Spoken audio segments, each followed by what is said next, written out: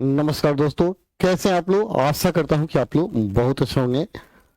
मेरे प्रिय छात्रों, आज हम लोग क्लास 10th एनसीईआरटी मैथमेटिक्स का एक्सरसाइज 5.4 पढ़ने वाले हैं, जो कि ऐच्छिक है। इससे परीक्षा में क्वेश्चन नहीं पूछा जाता है, लेकिन ये जो चैप्टर काफी टफ होगा। जो बच्चे बाकी चैप्टर बेहतर ढंग से बनाए होंगे वही बच्चे इसको बना पाएंगे। मेरे कहने का मतलब है, यदि आप इस चैप्टर को बना लेते हैं मतलब आपका समानांतर श्रेणी बहुत ही बेटर है। यानी जो बच्चा ये चैप्टर बनाएगा वह समानांतर श्रेणी का प्रश्न कभी नहीं छोड़ पाएगा। यानी यह बाकी चैप्टर का रिवीजन करने के लिए बहुत ही इंपॉर्टेंट है। ठीक है, यदि आपको मैथ में रुचि रखते हैं और मैथ को बहुत ही बेटर बनाना चाहते हैं तो इस चैप्टर को पढ़ना ही चाहिए। ठीक है, तो चलिए हम लोग चैप्टर शुरू करते हैं। लेकिन इससे पहले चाहेंगे कि जो लोग भी जुड़े हैं एक बार कमेंट कर लेंगे कि साउंड कैसा आ रहा है और पिक्चर क्वालिटी कैसा है, क्योंकि सारे लोग भूल गए हैं और देखते हैं कुछ लोग नए नए लोग जुड़े हैं। एक मोहित है, ब्रांड वाय जुड़े हैं और hello sir, good evening good evening. तो आप लोग सफा भूल गए हैं, पता नहीं कहाँ रह रहे हैं। थोड़ा सा कमेंट कर लेंगे साउंड वगैरह कैसा आ रहा है। ठीक है, ओके, ताकि हम लोग क्लास को चालू करें। ये चैप्टर बहुत महत्वपूर्ण है। ठीक है, बहुत महत्वपूर्ण है, इसको पढ़िए और थोड़ा शेयर कर लीजिए। और मैं आपको बता दूं क्लास चालू हो गया ऑफलाइन। 10th का नया बैच भी चालू हो गया है और 12th का नया बैच भी चालू हो गया है। तो जो बच्चे हैं जो इधर भटक रहे हैं और बेहतर ढंग से पढ़ना चाहते हैं तो ज्वाइन करें, क्लास चालू हो चुका है। ठीक है, तो आप लोग कमेंट भी कर लेंगे साउंड के सारे। मोहित और ब्रांड बॉय जो भी लोग जुड़े हैं एक बार कमेंट करेंगे साउंड कैसा आ रहा है, ताकि हम क्लास को आगे बढ़ाएं। ठीक है, तो हमको लगता है कि साउंड काफी बेटर होगा, यस ना, क्योंकि यहाँ साउंड चल रहा है तो साउंड तो अच्छा होना ही चाहिए। फिर भी आप लोग कमेंट कर लेंगे। बेस्ट है, ओके, ब्रांड बेस्ट है, ओके बेस्ट है। चलिए शुरू करते हैं। चलिए ये चैप्टर है 5.4, जो कि बहुत इंपॉर्टेंट है, इसको देखना है और मैथमेटिक्स को बेटर बनाने के लिए चैप्टर पढ़ना ही होगा। ठीक है, चलिए सबसे प्रथम क्वेश्चन की तरफ हम बढ़ते हैं और देखते हैं कैसा क्वेश्चन है, इसको हम लोग हल करने का प्रयास करते हैं। ठीक है, आप लोग बनाइएगा, कोशिश कीजिएगा आप लोग कितना जल्दी बना रहे हैं। ठीक है, जहां दिक्कत हो कमेंट करेंगे। एक सी का देख पा रहे हैं, कहता है 1 से 21 1 से 21 117 117 डॉट दिया है का कौन सा पद सबसे पहला ऋणात्मक पद होगा। मनी श्रेणी का कौन सा पद होगा जिससे घटते जा रहा है, घट रहा है, कम होते जा रहा है। तो सबसे प्रथम नेगेटिव टर्म कौन सा होगा यही आपको बताना है। ठीक है, तो देखिए यहाँ श्रेणी जो दिया है, आप श्रेणी को देखिएगा ध्यान से। क्या दिया, 121 दिया है, 117 दिया है, 113 पूछे कौन सा सबसे पहला निगेटिव टर्म होगा। तो मान लेंगे कि वह इनवा टर्म होगा जो सबसे प्रथम निगेटिव होगा। ठीक है, तो यहां लिख सकते हैं माना इनवा पद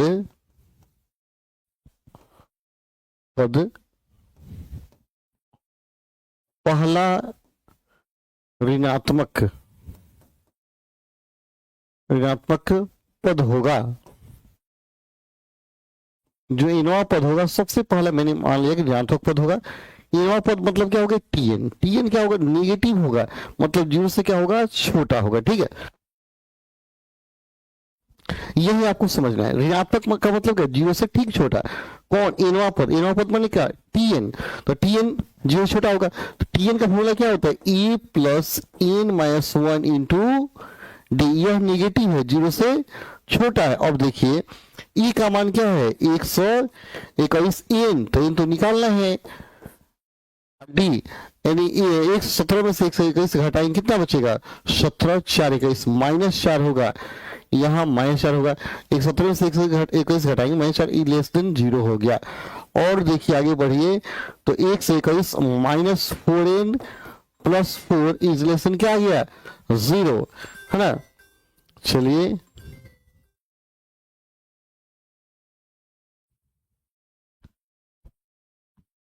चलिए, ये छोटा है। अब आगे बढ़ते हैं, तो 1 से 21 और 4 क्या हो गया, 125 हो गया।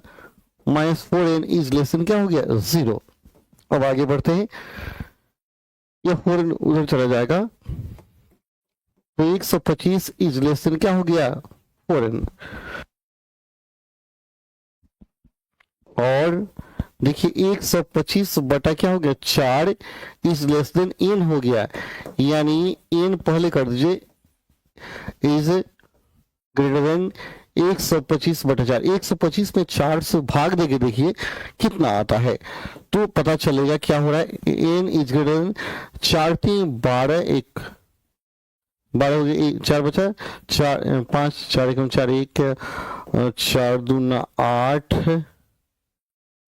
4 पचे 20, यानी 31.25 आ रहा है। ठीक है, मतलब n का वैल्यू 31.25 से ठीक बड़ा होगा, 31.25 से ठीक बड़ा। तो 31 से ठीक बड़ा कौन होगा 32 होगा, मतलब 32 नंबर जो पद होगा इस श्रेणी का पहला ऋणात्मक पद होगा। तो नीचे लिखा जाएगा अतः n बड़ा 32, यानी 32वां पद पहला ऋणात्मक क्या होगा पद होगा। यस, क्या रहेगा 32वां पद क्या हो गया पहला ऋणात्मक पद होगा। तो काफी आसान है, कहीं नहीं सोचना है। मैंने कहा है चैप्टर टफ है, लेकिन आगे बढ़ेंगे तो मिलेगा। लेकिन ये क्वेश्चन काफी इजी था, मस्त था। कहीं दिक्कत होगा बोलिए, कमेंट कीजिएगा जो लोग भी जुड़े हैं। ठीक है, बोलेंगे कि हाँ सर काफी बेस्ट क्वेश्चन है, कहीं दिक्कत होगा तो कमेंट करेंगे, बोलेंगे। चलिए, तो आगे हम लोग बढ़ते हैं और देखते हैं क्वेश्चन को, 2 नंबर को। देखिए दूसरा क्वेश्चन क्या दिया है। क्वेश्चन नंबर 2 आपके सामने है। कहता किसी एपी के तीसरे और सातवें पदों का योग 6 और उनका गुणनफल 8 है, तो एपी के प्रथम 16 पदों का योग ज्ञात कीजिए। देखिए यहां लिखेंगे माना एपी का पहला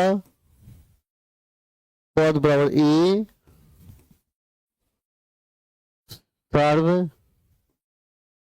अंतर बराबर डी। ठीक है, अब लिखेंगे प्रश्न से तीसरे और सातवें पद का योग T3 plus T7 equal to क्या है 6 है। तो तीसरा पद a प्लस क्या होगा 2d हो जाएगा, और सातवां पद a प्लस कितना हो जाएगा 6d हो जाएगा इक्वल टू 6। अब आगे बढ़ते हैं, a और a मुझे क्या हो गया 2a, 2d और 6d क्या हो गया 8d इक्वल टू 6। 2 से भाग दीजिए तो a प्लस 4d और 3 दूना 6 समीकरण 1 आ गया। पुनः कह रहा है योगफल 6 था लेकिन गुणनफल क्या है 8 है, यानी तीसरा पद और सातवां पद का गुणनफल क्या कहता है 8 है। अब आगे बढ़ते हैं और देखते हैं क्या होता है। तीसरा पद क्या होगा a plus 2d multiple a plus 6d बराबर क्या हो गया 8। और आगे बढ़िए a plus 2d a plus 6d है ना, तो यहाँ क्या मान निकला a प्लस 4d का मान निकला है। ठीक है, तो हम क्या करते हैं इसको थोड़ा सा गुना भाग जोड़ घटाओ आगे कर लेते हैं ना, तो ज्यादा अच्छा रहेगा। ये से में गुना करेंगे तो क्या होगा a स्क्वायर प्लस 6, वो ऐसा करते हैं ना, इसका मान रख लेते हैं। सबसे बढ़िया होगा a का मान रख देंगे तो क्या होगा 4d हो जाएगा, 3 माइनस 4d होगा। a का मान हम रख ही लेते हैं, ज्यादा अच्छा रहेगा। ठीक है, गुना भाग से बन जाएंगे हम लोग। a बराबर क्या होगा 3 माइनस 4d हो जाएगा। देखिए तो होगा a बराबर 3 माइनस 4d, तो a का स्थान 3 माइनस 4d रख दीजिए, 3 माइनस 4d रखेंगे तो यहाँ आ गया 3 माइनस 4d प्लस क्या हो गया 2d इंटू एक 3 माइनस 4d प्लस 6d बराबर क्या हो गया 8। और आगे दीजिए 3 माइनस 4d में 2d गया था क्या हो गया माइनस 2d हो जाएगा है ना, 3 माइनस प्लस 2d हो जाएगा इक्वल टू 0। अब देखिए a minus B a plus B A square minus B square हो जाएगा, तो कितना आ गया 8 है जी, 0 ना 8 है। बराबर 8 है ना। तो 3 3 का 9 और 2 दूना के 4, डी स्क्वायर बराबर क्या हो गया 8 है। अब देखिए 4d² उधर जाएगा, 8 इधर आएगा तो 1 बचेगा ना। और थोड़ा सा आगे बढ़ते हैं, यानी d² इक्वल टू 1/4, मतलब d का मान प्लस माइनस 1/2, खाली 1/2 लिखिए। प्लस में करेंगे 2 को में आंसर आएगा, इस रे को आएगा तो 1 1 को मांगेंगे, कोई को आंसर मंगाइएगा। ठीक है, आप प्लस माइनस भी यहाँ देंगे, कोई दिक्कत नहीं है। प्लस माइनस देंगे 2 को होगा। ठीक है, सोल्यूशन ए का मान 2 आ जाएगा, डी का मान 2 को होगा, यानी सोल्यूशन आपका 2 को आ जाएगा। चलिए अब इस मान को, डी के मान को समीकरण 1 में रखेंगे। a + 4d = 3 में इस मान को हम क्या करेंगे, रखेंगे।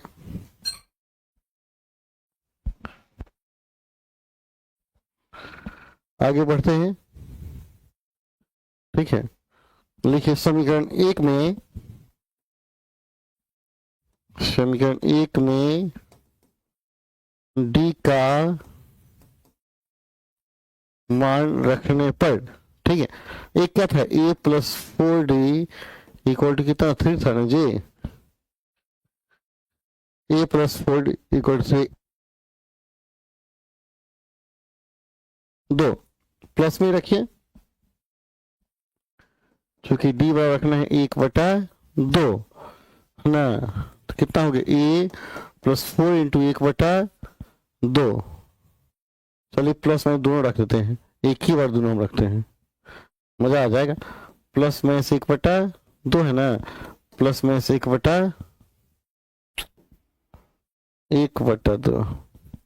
और 3 हो गया। अब देखिए यहाँ थोड़ा सा दिमाग लगे, प्लस में रखने का मतलब क्या है, 2 से 2 दूना 4 कटेगा, 2 दूना 4, तो प्लस में 2 हो जाएगा ना, a + 2, 2 कम 2 हो गया बराबर 3 हो गया।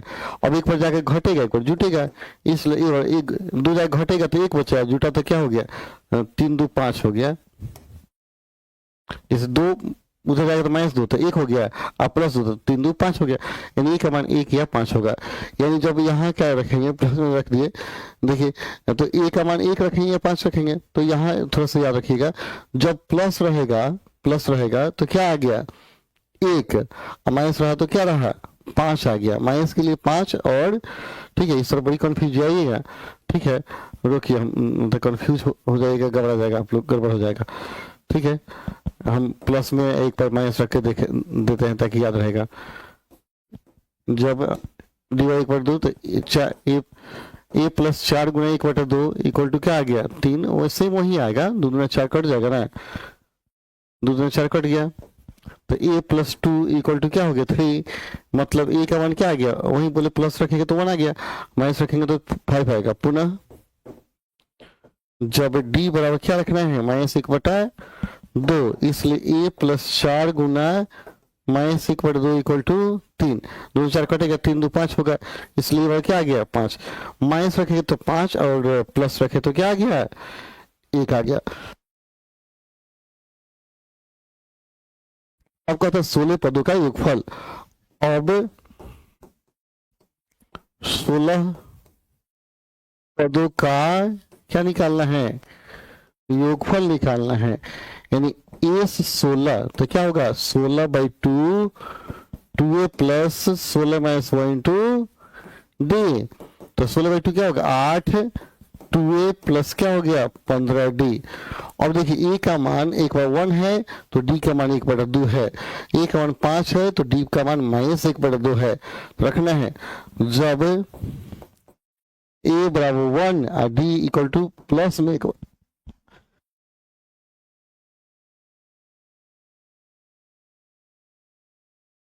प्लस में कर दो, इसलिए a 16 बराबर कितना हो गया 8, 2 गुना क्या होगा 1, 15 × 1/2, तो कितना हो गया 8, 2 + 15/2, 2 4, तो क्या होगा 19/2, यानी 8 × 19 क्या आ गया 2 आ गया। तो 19 में 8 से 4 × 8 कटेगा, कटेगा ना, 1976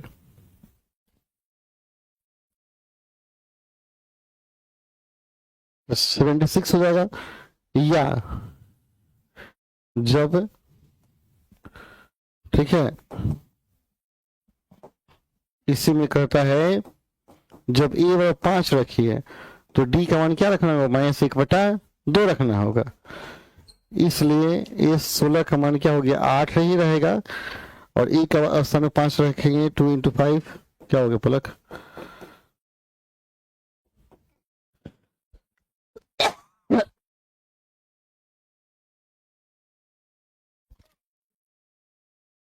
-1/2। देखो उधर हो गए 8, 10 -15 बटा क्या आ गया 2, तो 8 इंटू, तो 10 में 20 में 15 के 5 बटा क्या हो गया 2, 4 दूना 8, 4 5 20, तो ये हो गया आंसर, या तो 20 होगा या क्या होगा 76, 2 आपका आंसर होगा। फिर भी कहीं दिक्कत होगा तो कमेंट कीजिएगा, बोलिएगा कि सर यहाँ नहीं समझ आ रहा है, ठीक है। जो लोग भी जुड़े हैं बोलेंगे कि सर यहाँ दिक्कत है, ये दिक्कत है, कमेंट करेंगे, बताएंगे हमको, ठीक है। चलिए आगे बढ़ते हैं, चैप्टर थोड़ा बड़ा है ना। चलिए यहाँ देखिए तीसरा क्वेश्चन देखते हैं।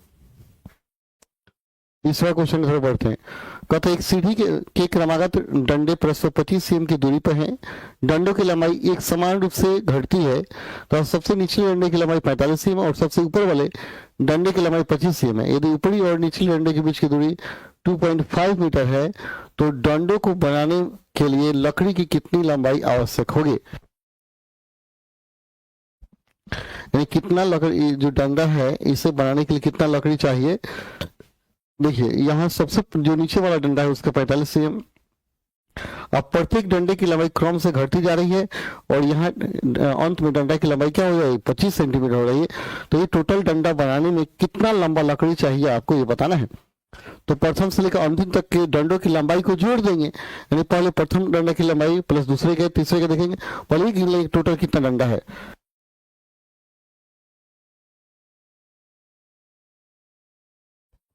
देखिए क्योंकि एक और चीज देख लीजिएगा, प्रत्येक डंडे के बीच की दूरी कितना दी है 25 सेंटीमीटर, और यहाँ से यहाँ तक टोटल कितना है 2.5 मीटर, और दो डंडों के बीच का गैपिंग क्या है 25 cm, दो डंडों के बीच का गैपिंग 25 cm और टोटल दूरी कितना है 2.5 मीटर।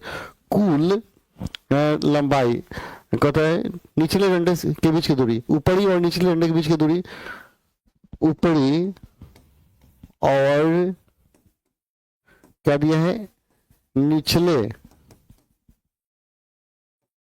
डंडे के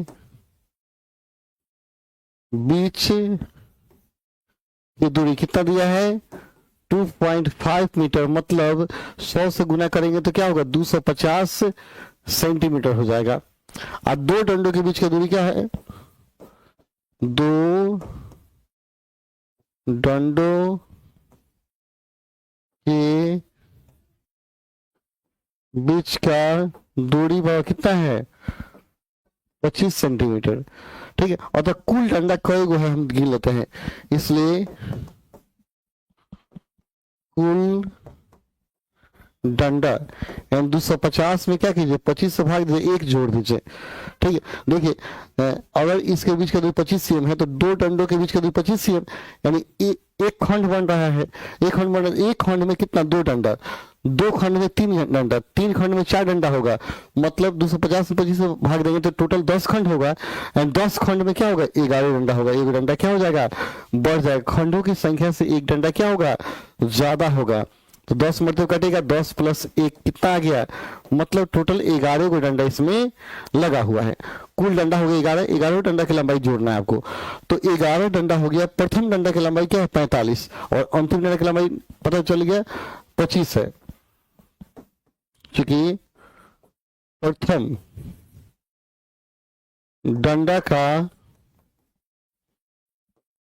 लंबाई बड़ा कितना है 45 cm और अंतिम प्रथम डंडा को ए कह दीजिए, अच्छा रहेगा, ए बड़ा 45 cm, ठीक है। अंतिम डंडा का लंबाई, तो अंतिम वाले को, अंतिम पद को टीएन बोलते हैं, तो अंतिम डंडा को एल मान लीजिए। इक्वल टू कितना है 25 cm, यानी आपको प्रथम डंडा का लंबाई मालूम है और अंतिम डंडा का लंबाई भी मालूम है, प्लस टोटल डंडों की संख्या पता है, तो टोटल डंडों का योग क्या हो जाएगा, यानी कुल पदों का योगफल क्या होता है, इसलिए कुल डंडों का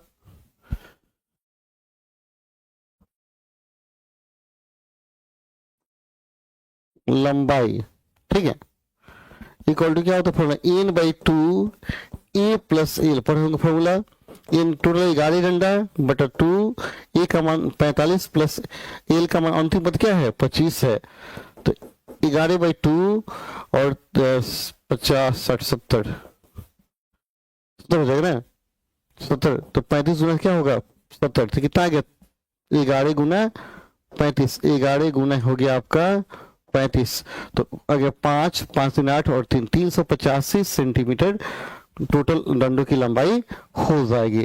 तो यही आपको समझना है हमने कैसे निकाला, पहले डंडों की संख्या हमने निकाल लिया, प्रथम डंडा और अंतिम डंडा निकाल लिया, तो क्या होता है formula n/2 a plus L होता है, प्रथम डंडा प्लस अंतिम डंडा, तो जोड़ दिए आपका क्या होगा कुल लंबाई निकल गया। कहीं दिक्कत होगा डाउट होगा तो बोलिएगा, ठीक है, ये क्वेश्चन मस्त है, ठीक है, अगर थोड़ा सा दिमाग नहीं लगेगा ना तो मस्त क्वेश्चन आपको व्यस्त कर देगा, ठीक है, ओके। चलिए अगले क्वेश्चन में आते हैं, कहते हैं एक पंक्ति के मकानों को क्रमागत रूप से संख्या एक पंक्ति के मकानों को क्रमागत रूप से संख्या 1 से 49 तक अंकित किया गया है, दर्शाइए कि x का एक ऐसा मान है कि 1 से अंकित मकान से पहले के मकानों की संख्याओं का योग और उसके बाद वाले मकानों की संख्याओं के योग के बराबर है, तो x का मान ज्ञात कीजिए। चलिए यही सोचना है, थोड़ा दिमाग लगाना है, सोल्यूशन प्रश्न से क्या करना है, प्रश्न से या थोड़ा दिमाग लगाइए। कहता मकान पर क्या संख्या लिखा है 1 2 3 4 बढ़ते गया, ऐसे ही बढ़ते गया, कहां तक गया बीच में कहीं x लिखा है, ठीक है, फिर आगे बढ़ते गया लास्ट में क्या किया 49 लिखा है, मकान पर 49 तक लिखा हुआ है x। अब कहते हैं x के पहले वाले संख्याओं का योग और x के बाद वाले संख्याओं का योग दोनों क्या है बराबर है, तो यही समझना है x के पहले वाले। अब 1 से लेकर x तक, तो x के पहले कौन आएगा x-1 आएगा, यहीं पे थोड़ा सोचना है, x यहाँ है, थोड़ा सा इसको डिलीट मारते हैं, एक मिनट देखिए, यहाँ x है, ठीक है, तो x के पहले कौन आएगा तो x-1 आएगा, क्योंकि एक ही को कम हो रहा है, एक तो इधर जाके बढ़ रहा है, इधर आ क्या घट रहा है, तो x के ठीक पहले x-1 होगा, तो x के ठीक बाद कौन होगा तो x+1 होगा, x के ठीक बाद x+1, उसके बाद क्या आएगा x+2 आएगा, ऐसे बढ़ जाएगा। देखिए फिर से इसको समझना है, यही समझ गए तो सवाल बन गया, नहीं समझ गए तो सवाल फंस गया। देखिए यहाँ संख्या 1 से लेकर 49 तक है, बीच में कहीं 1 से, तो कहते हैं x के पहले वाले संख्या का योग और x के बाद वाले संख्याओं का योग जो होगा वो क्या होगा बराबर होगा, तो बीच में मैंने x मान लिया, तो x के ठीक पहले क्या होगा एक कम होगा x-1 होगा, इधर आ रहा है तो कम हो रहा है, इधर जा तो बढ़ रहा है, तो x से ठीक बाद वाला क्या होगा x+1 एक बढ़ेगा, फिर x+2 इससे बढ़ जाएगा 49 तक, यस ना, इसके पहले वाले x-1 बाद वाला क्या होगा x+1, मतलब यहां से यहां तक का योग और यहां से यहां तक के योग का जो योग होगा वो क्या होगा बिल्कुल समान होगा, ठीक है, यानी कहता है कि 1 से लेकर x-1 तक को जोड़ दीजिए या x+1 से लेकर 49 तक को जोड़ दीजिए, दोनों का योगफल क्या होगा समान होगा, ठीक है। तो देखिए यानी अतः 1 + 2 + 3 + 4 डॉट डॉट डॉट कहां तक है x-1 तक, ठीक है, बराबर, ठीक है, बराबर इसको जोड़ना है x+1 + x+2 डॉट डॉट कहां तक 49, तो 49 तक तो नहीं ना होगा, 49 को पद नहीं ना होगा जी,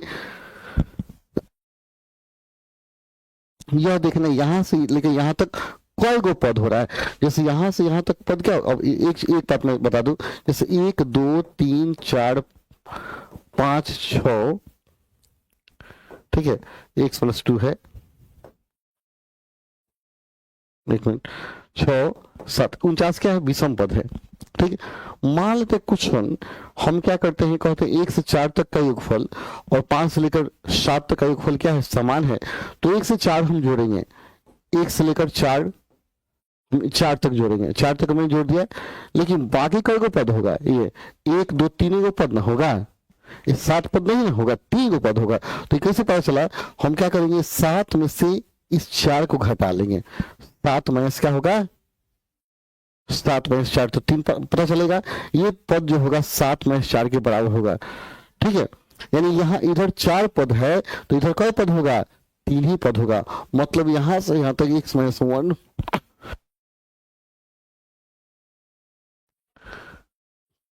अगर यहां से यहां तक x माइनस 1 पद है तो इसके बाद वाले पद को हम लोग को क्या करना है, इसको छोड़कर देख लेना है कितना पद होगा। तो इसको पता करने के लिए 49 में से हम क्या करेंगे, x को घटा लेंगे तो पता चले कितना पद होगा। नहीं समझ में आया, एक पद इसमें छोड़ रहा है, इसमें क्या कर रहा है, एक पद छोड़ रहा है, तो भी मैं आपको समझा देता हूं। देखिए 1 2 3 4 5 6 7, ठीक है, हम 4 पद को छोड़ दिए, इधर 3 गो पद है, तो इधर कई गो पद है, 3 गो पद है, 3 गो पद है। तो 3 कैसे पता चला है, इस टोटल 7 में से 4 घटाएंगे तो नहीं पता चलेगा, 7,003 पद होगा, यानी इधर भी 3 पद है। और थोड़ा सा लंबा पद लेके चलिए तब जाके समझ में आएगा। मान लेते 1 2 3 4 5 6 7 8 9 गो पद है, हमको ये पद छोड़ते हैं, 5वां पद छोड़ते हैं, इधर पद का होता है 4 गो पद हो रहा है, तो इधर कई गो पद हो रहा है, 4 गो पद। तो कैसे पता चला 4 गो पद है, तो 9 में से हमने क्या किया, 5 को घटा लिया तो पता चल गया। ठीक है, तो ठीक वैसे ही अब यहाँ पर भी करना पड़ेगा। यहाँ से यहाँ तक हमने x माइनस 1 पद लिया है, पद तक, तो यहाँ से 49 तक क्या होगा, 49 माइनस 1 को घटाना पड़ेगा, यानी 49 माइनस 1 तक होगा। ठीक है, इतना पद होगा, यही याद रखना है। ठीक है, और उसको जोड़ेंगे तो समानांतर श्रेणी के n पदों का योगफल n/2, तो x माइनस 1/2 होगा, n/2 2a plus n minus 1, यानी x minus 1 minus 1 into D, प्रत्येक पद का अंतर क्या है, 1 है, बराबर यहाँ n/2, n का मान क्या है 49 by minus x/2, n/2 2a, a का मान क्या है x plus 1 2a plus n minus 1, n का मान क्या है 49 माइनस x है, n minus 1 into D, equal को पढ़ रहा है तो d का मान तो एक ही होगा ना। हर बटा वाले 2 को हटा दीजिए, x माइनस 1 हो गया, 2 प्लस x माइनस 2 हो गया, 49 माइनस x हो गया, यहाँ देखिए 2x प्लस क्या हो गया 2 प्लस 49 में से क्या क्या हो गया 48 माइनस x हो गया, है ना, 48 में से 1 हो गया। अब आगे बढ़ते इस 2 को 2 से कैंसिल मारिए तो क्या हो गया x माइनस 1 इंटू एक्स बराबर 49 माइनस x इंटू, अब क्या हो गया x बचेगा, 2x में से x बचा और हो गया प्लस 50 हो गया, x प्लस 50, तो इसको गुना कर लेंगे।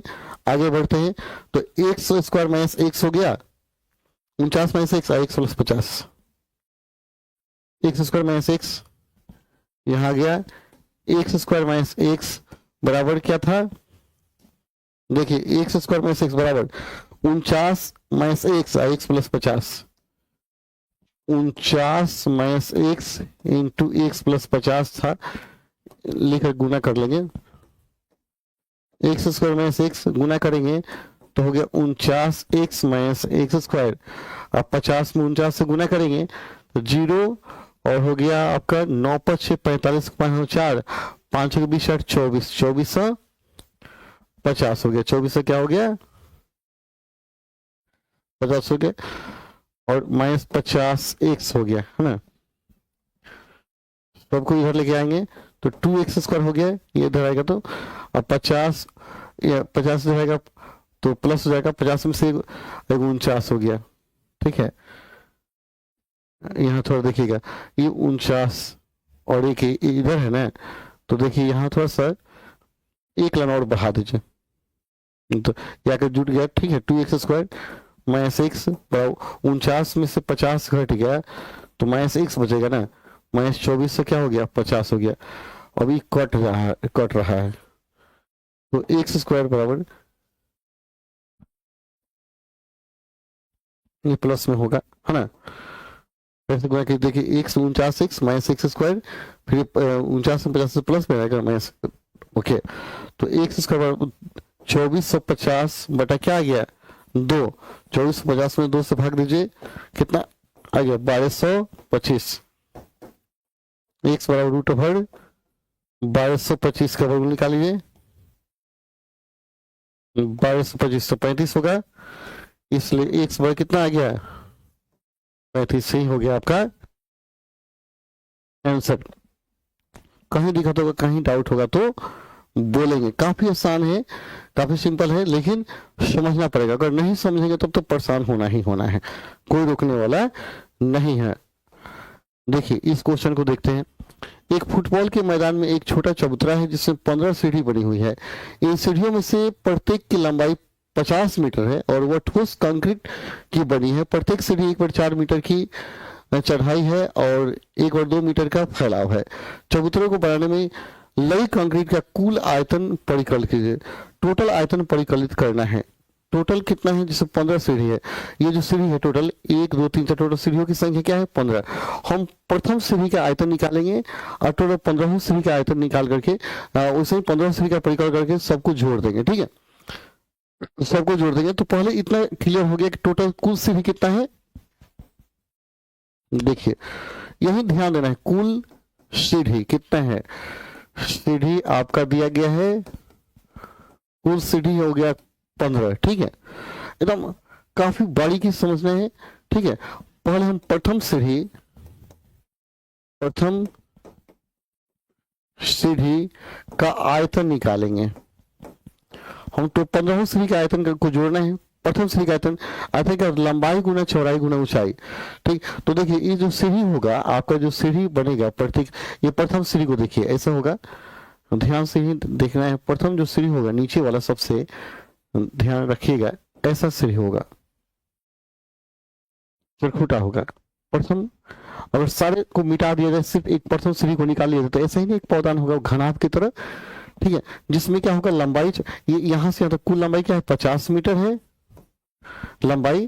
ठीक है, और इसका चौड़ाई दिया है 1/2 और हाइट दिया है 1/4। लंबाई चौड़ाई ऊंचाई यानी फैलाव 1/4 दिया है और हाइट दिया है 1/2, हाइट दिया है 1/2। तो हम क्या करेंगे, इसका आयतन निकालेंगे, तो लंबाई चौड़ाई ऊंचाई कर लेंगे।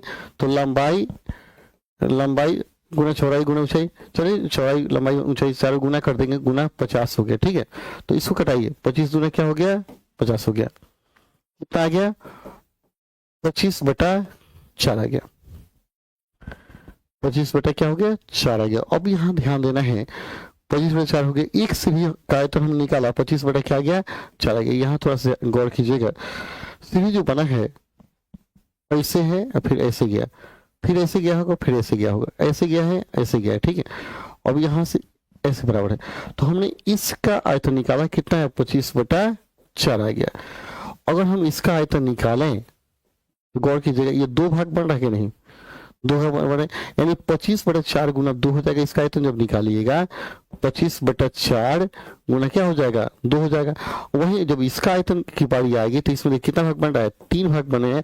गाँव माने 25/4 गुना क्या हो गया 3, यानी प्रथम में 25/4 गुना 1 हो रहा है आयतन, दूसरा 25/4 गुना 2 हो रहा है, तीसरा 25/4 गुना 3 हो रहा है, ऐसे बढ़ते जा रहा है। ऐसे ही 15 सीढ़ी का आयतन हमें क्या करना है, निकाल कर जोड़ देना है। 25/4 गुना 1 2 3 4 कहाँ तक जाएगा 15 तक, ऐसे ही चला जाएगा 15 तक चला जाएगा। ठीक है, तो एक सीढ़ी का आयतन निकल गया 25/4। फिर दूसरे का तीसरे का देख रहे हैं, दूसरे का क्या होगा 25/4 गुना 2, तीसरे का 25/4 गुना 3 होगा, वैसे ही आपका क्या होगा बढ़ते हुए जाएगा। तो 15 सीढ़ी का हम क्या करेंगे जोड़ देंगे, तो लिखा जाएगा अतः कुल आयतन जब निकालिएगा, कुल आयतन कितना होगा 25/4 गुना 1। ठीक है, यहाँ लिख पर दूसरे सीढ़ी का आयतन, तीसरे सीढ़ी का आयतन तब लास्ट में लिखिएगा, फिर का छोड़ देते हैं, इसलिए दूसरे सीढ़ी का आयतन कितना होगा? 25/4 गुना 2। पुनः होगा तीसरे सीढ़ी का आयतन कितना होगा? तीसरे सीढ़ी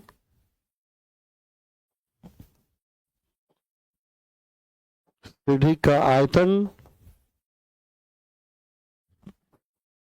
25/4 गुना क्या हो गया? 3 हो गया। ऐसा ही बढ़ते जाएगा, इस तरह बढ़ते जाएगा। ठीक है, इत्यादि यहां लिख लीजिए, इत्यादि इत्यादि ऐसे ही आगे क्या होगा? बढ़ते जाएगा।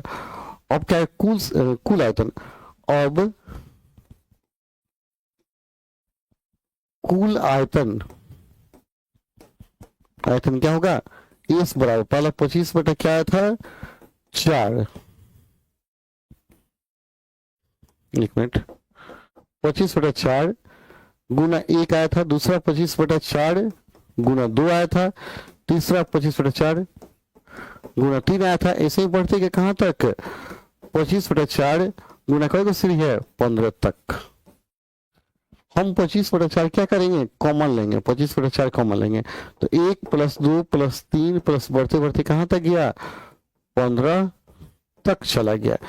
इसको जोड़ देना है तो 25/4 तो n/2 15 क्या होगा? 2 2a + 15 - 1 × d का मान क्या होगा? एक ही को बढ़ रहा है ना। समानांतर श्रेणी को जोड़ेंगे 25/4 गुना 15/2 2 + 14 2 + 14 क्या हो जाएगा? 16। कितना आ गया? 25/4 गुना 15/2 गुना 16, 4 दूना 8 8 दूना 16 तो 25 गुना 15 गुना 2 तो 50 15 25 75 7 से क्या हो गया? 50 मीटर की हो गया।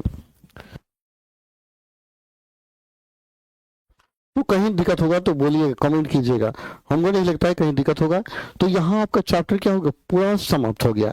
ठीक है, कहीं डाउट होगा? काफी आसान तरीका से मैंने बताया है, आपके सारे प्रश्नों का सोल्यूशन मैंने बता दिया। कहीं डाउट होगा तो बोलिएगा, कहिएगा सर यहाँ दिक्कत हो रहा है, और मेरा आशा की दिक्कत नहीं होना चाहिए। ठीक है, चलिए फिर मिलते हैं कल अगले चैप्टर में। तब तक के लिए धन्यवाद। जय हिंद, जय भारत। तो जो लोग भी जुड़े हैं कमेंट करेंगे, बताएंगे। ओके मोहित अच्छे हैं, थैंक यू। ओके बहुत बढ़िया है। तो जो लोग भी जुड़े हैं